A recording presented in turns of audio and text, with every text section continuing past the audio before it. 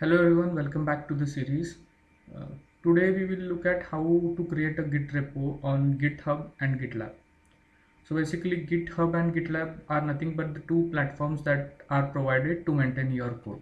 So first we will start with the GitHub and then we'll see how it works in the GitLab. So when you go to the browser, you look for GitHub. The very first page you will see about GitHub. Okay. So now my account has already been created and that is why I could directly log into the GitHub dashboard. But if your account is not created, that please follow a simple procedure wherein you will have to enter your credentials, I mean Google or whatever you use, and then enter a password, and then you will be redirected to this dashboard page. Now if you check closely, there is a button and there are two repositories that I have in my dashboard. First thing is we will create a new repository by clicking on new button.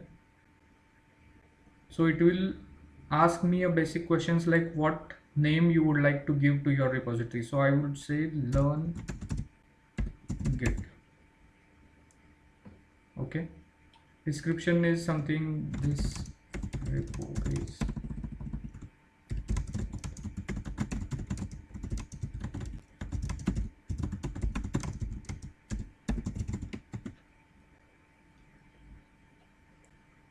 Here in this section it asks me if the repository has to be public or it has to be a private repository.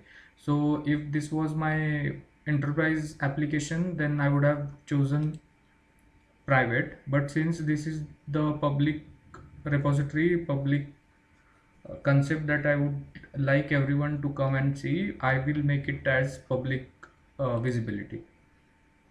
Add readme, it if you say add or if you toggle this to on, it will add some readme file related to your project. So for now I have kept it as on. This also asks if should it add .gitignore file. So .gitignore file is nothing but the file entry which is used to ignore the unnecessary files or folders that you don't want to push to the Git repository. So when we start digging into it, I will explain you about it later. So right now I'll have it as no, and add license or is also I'll keep as no license. So after this I'll say create repository.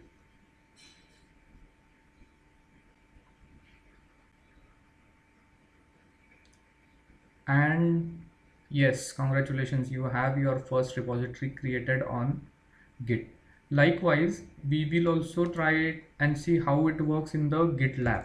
So as I mentioned earlier, GitLab is nothing but the platform that is given to you to maintain your code.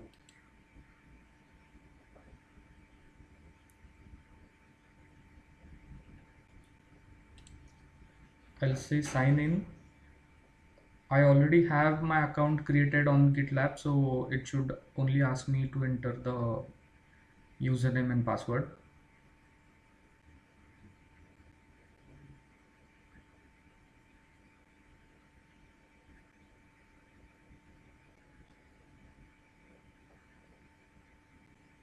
Okay, because I have already I have my account in GitLab, so it directly allowed me to go into the dashboard. Okay, so in the Git, there is one difference I would like to mention. In the GitHub, the folders or the project that we were creating was called as Git repository, if you remember.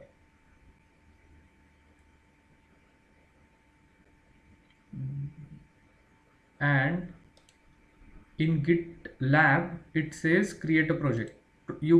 So project and repository are one and the same. Some people call it project, some people call it repository.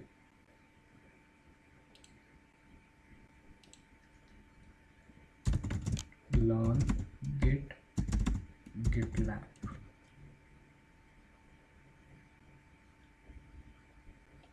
Here also it asks the same questions like you want to keep it public or private. Do you want to add a readme file?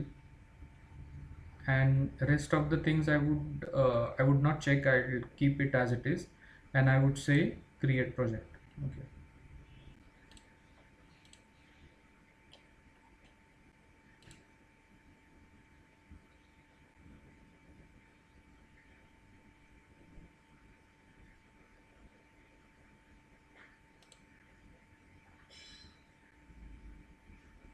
And there you go. On the GitLab as well, we have created one repository. So now you have this repository created. So we have two repositories. One is created on the GitHub, another one is the project that is created on the GitLab.